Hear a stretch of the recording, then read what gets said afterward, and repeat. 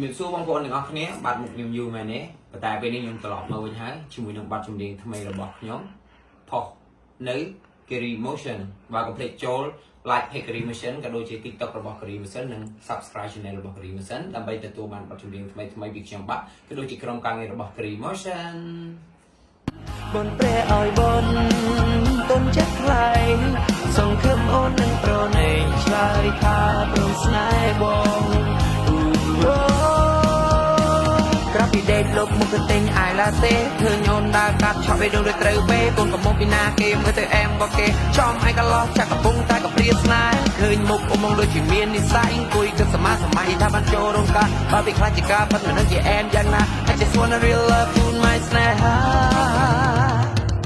បើសិនជាបាន